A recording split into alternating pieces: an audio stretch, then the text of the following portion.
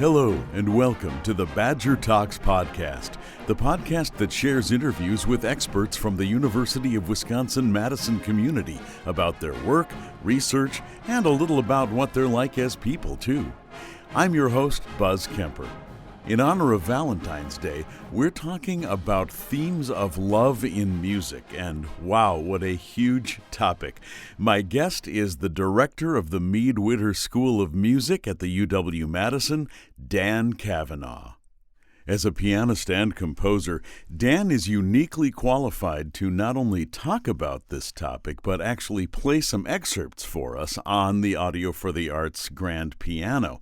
Dan won the 2023 Social Justice Prize in Composition, second prize in the American Prize for Composition in Wind Symphony and Band category, the 2009 Gold Medal Excellence in Composition Award, and the 2017 Special Judges Citation in the American Prize for Chamber Music Composition. My guest, Dan Cavanagh.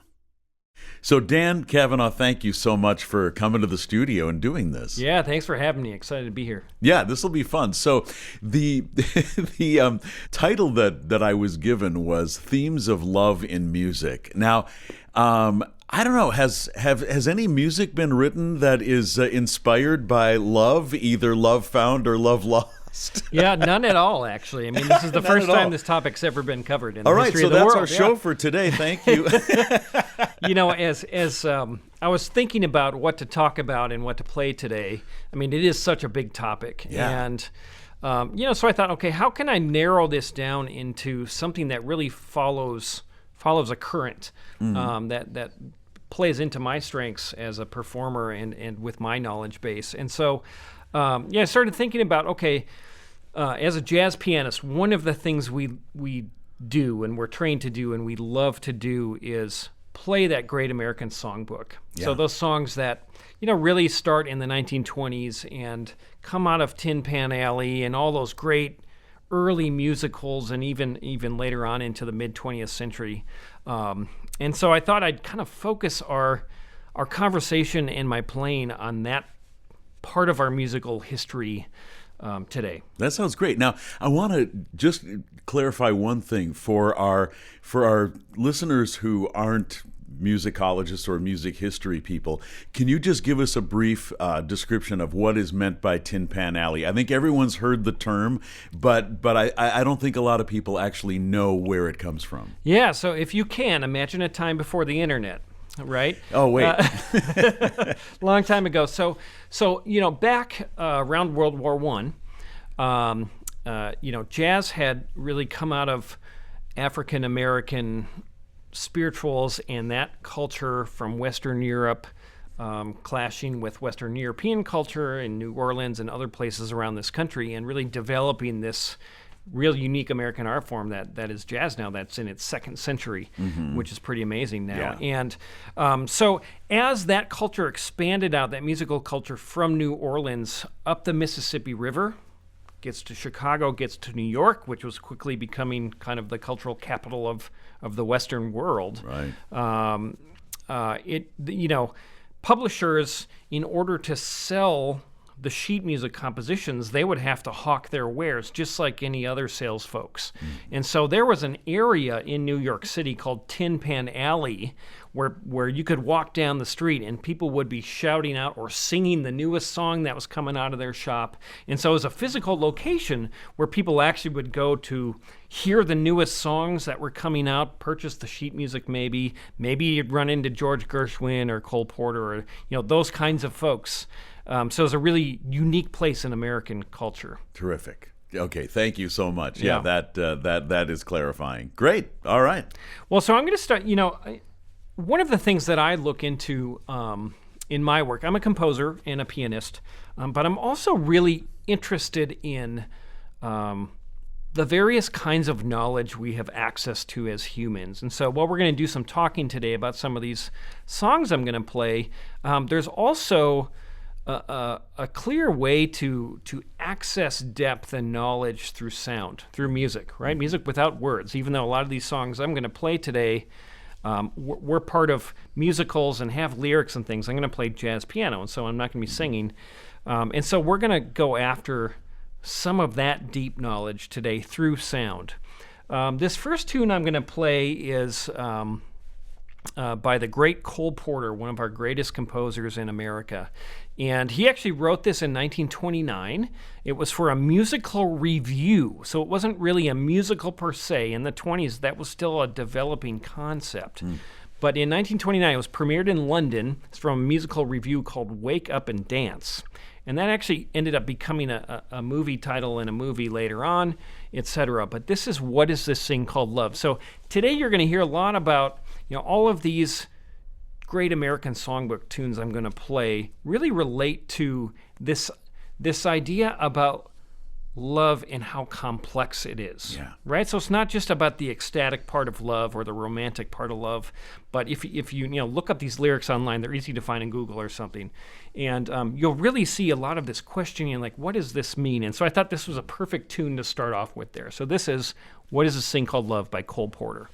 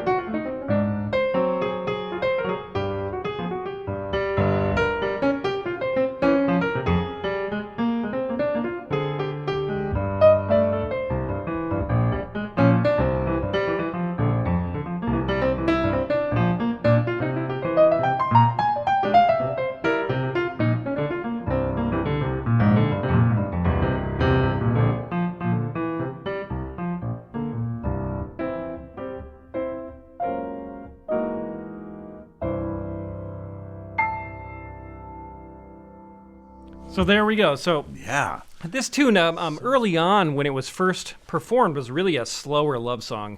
It's more of a ballad. And as jazz history progressed and this became more of what we now call a jazz standard, meaning lots and lots of jazz musicians were using this as a vehicle for improvisation, it became faster and faster, right? And so this is more of an example of what those bebop musicians would have done through the late 30s into the 40s and 50s of really taking these Tin Pan Alley tunes, these great American songbook tunes, and turning them, from a musical type of approach into more of a jazz bebop kind of setting. So if you look at the lyrics of this, Cole Porter claims, musically, Cole Porter claims this came from a Moroccan native dance. Really? That somehow he saw somewhere. I don't know the rest of that story. But if you look at the lyrics, I mean, they're really fascinating. You can kind of see, whoever the character is in this song questioning this. What is this thing called love, this funny thing called love? Who can solve its mystery? Why does it make a fool out of me? Right? So this really great kind of introduction into like this questioning idea of like, what is this thing we do as human beings? Yeah. So it's really no great. kidding. And from a musical standpoint, you talked about how the composition has evolved over the years and become faster. Is the version you just played, is that a version that is written down somewhere, or is that Cole Porter meets Dan Cavanagh, and that's your interpretation? Where did that come from? Yeah, great question. So as a jazz musician, I mean, one of the things we love to do is we love to communicate through improvising, right? Yeah. And so if I were to just play, I'll just play the melody for What Is This Thing Called Love. It's just this here, and it just has chords that come with it. So there's a framework, the melody and the chords of the song, that then, like I as a jazz musician or other jazz folks who improvise, use that framework and then play on top of it. So the song What Is This Thing Called Love sounds like this.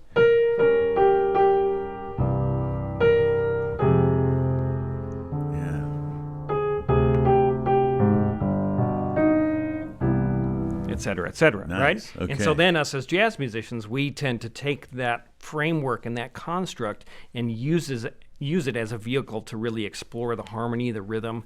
When I play tunes like this, I'm oftentimes thinking about the lyrical content and what the song really is about. So, so it turns into something, like this.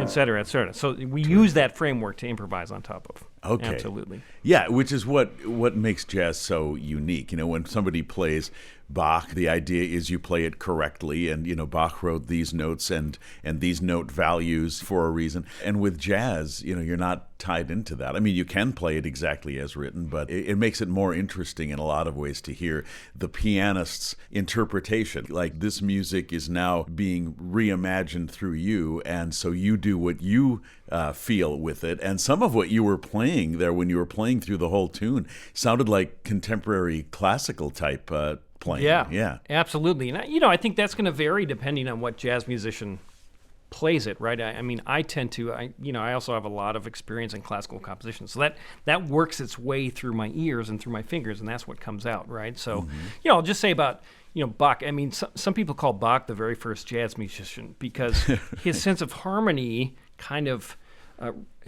from that late Baroque period really started leading into the explosion of harmony that we saw in Western classical music after his time. And that really set the stage for the early 20th century, even the late 19th century, with folks like Scott Joplin, who was doing ragtime and things. So the other thing is, in Baroque music, there's actually a lot of improvisation involved. You might not know it, but it has to do with when you ornament things, and a lot of times like keyboard players are just playing from the equivalent of a chord chart, we might call nowadays. And right. So there are some really unique connections there. So I'm glad you brought up Bach and his contemporaries. Yeah, I mean, it all relates, right? No music is an island. It seems like there are just anybody who listens to other composers and other performers is going to get ideas from that, whether consciously or not. Absolutely.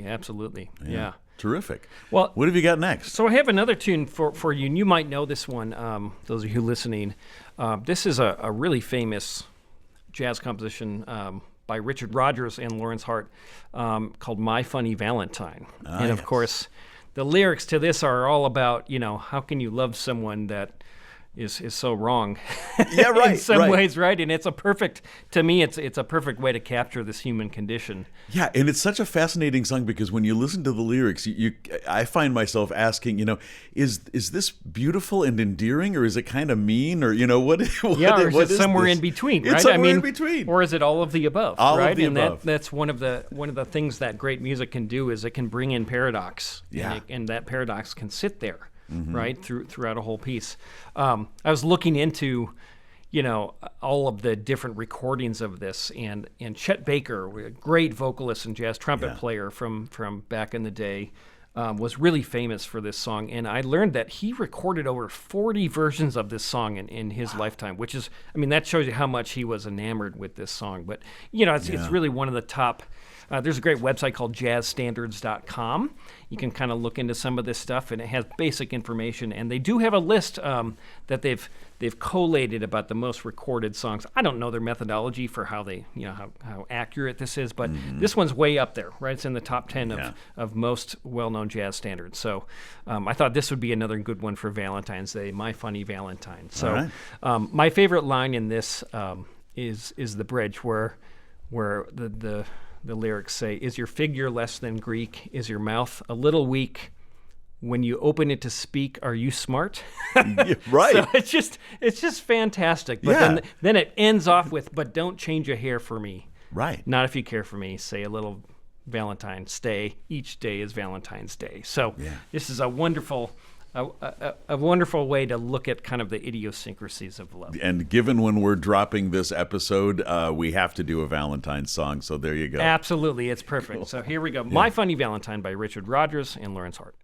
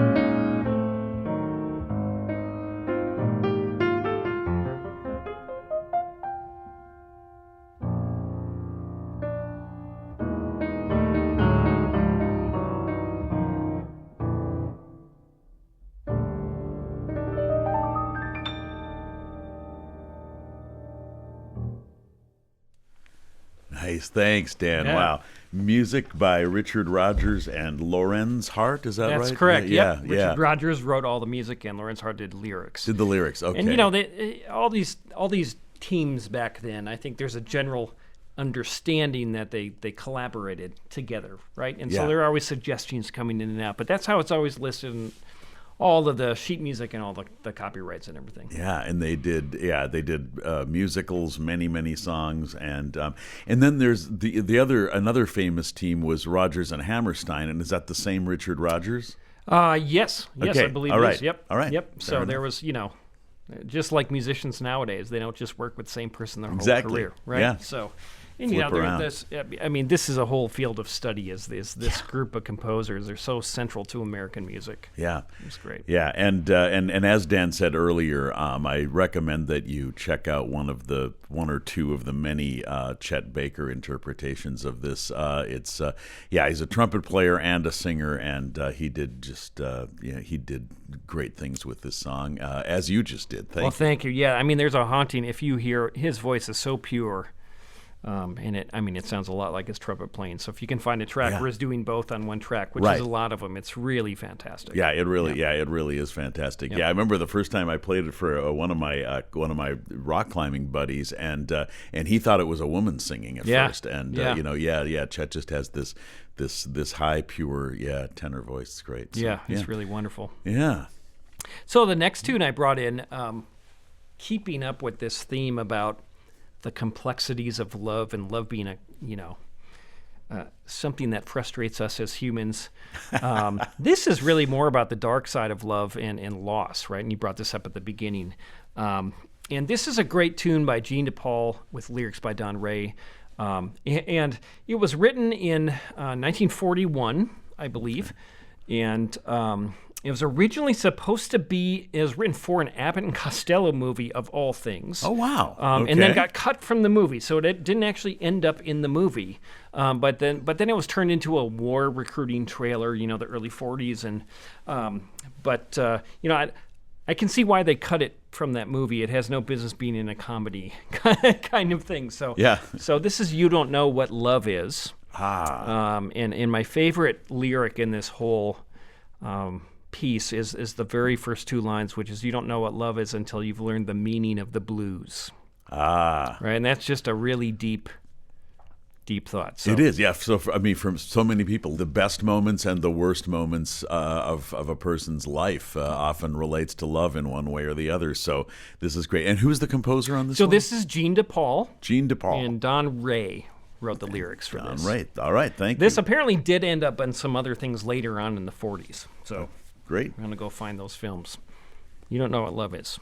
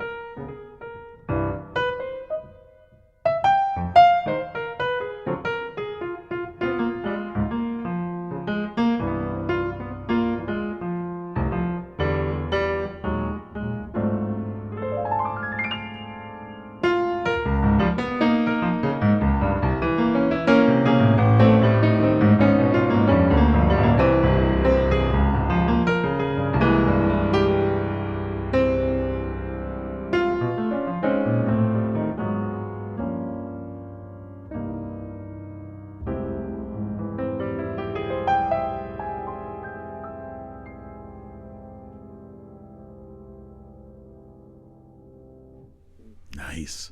Yeah. Gene DePaul and Don Ray's "You Don't Know What Love Is." Dan Cavanagh giving us his interpretation of that song. Wow, absolutely. Thank you. Yeah, I just absolutely read you the terrific. last stanzas. You don't know how hearts burn for love that cannot live, yet never dies. Until you've faced each dawn with sleepless eyes, you don't know what love is. Wow. So powerful. Yeah, no So kidding. powerful. Wow. You know, this is happening in the middle of World War II, Okay. right? And so, I mean, a lot of these tunes, especially in the 40s, had so many more layers of meaning that we might originally ascribe to them when we're reading them now. So really powerful how they're thinking about that. Yeah, that's true. Yeah. When you think about it in context of the era in which it was written.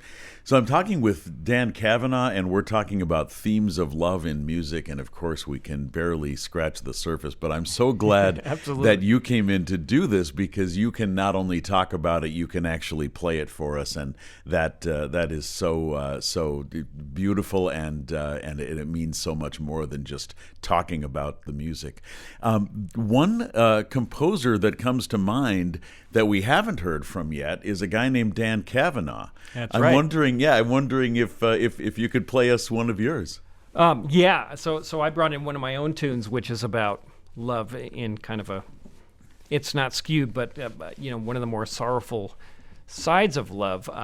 When I was younger, I had a gig working on a cruise ship as a musician, and which was amazing.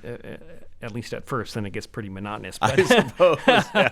but a great experience. But I was engaged to my now wife at that time, and I remember that moment. It was the first time we had really been apart for a long time. I was there for 9 or 10 weeks, and I remember that moment of saying goodbye, and we were young and in love, but kind of this poignant moment of like, oh man, I have to give this up for a little while to go do this other thing I'm excited about. So it's kind of this paradox of excitement and going on a new adventure. I was doing the route from Seattle up the coast of Canada and Alaska and back, and so I was really excited to see that part of the world, but also at the same time, missing my fiancée. Yeah. And so this is called Last Look. Nice.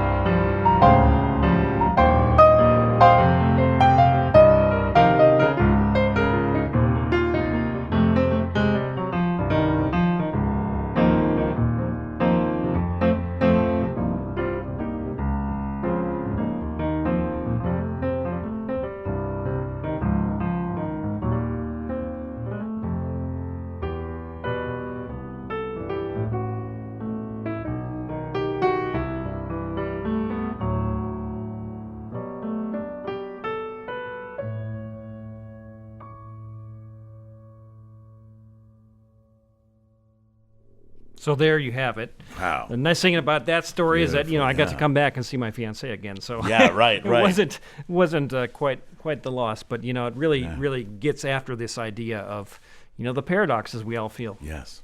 Yeah, indeed. Yeah. Themes of love in music. The happy, the sad, the complex, the light, the dark, love found, love lost. So many ways to look at it. And it's such a huge part of all of our lives, both in terms of a primary relationship, our friendships, our families, everything. Dan, I can't think of a better person to come in and talk and play about this topic. Thank you so much. Great. Thank you so much for having me. It was really a blast. I think we're good. Cool. Sweet. You've been listening to Music and Conversation on the Badger Talks podcast. I hope you enjoyed my conversation with Dan Cavanagh, director of the Meade Witter School of Music at UW-Madison. Please browse our previous episodes for other topics that may be of interest to you. The Badger Talks podcast is a creation of UW Connects and produced at Audio for the Arts Recording Studios in Madison, Wisconsin. Our engineer is Maggie Shays. Our music is composed by Bill Purdy and performed by the UW Marching Band. I'm Buzz Kemper. Thank you for listening.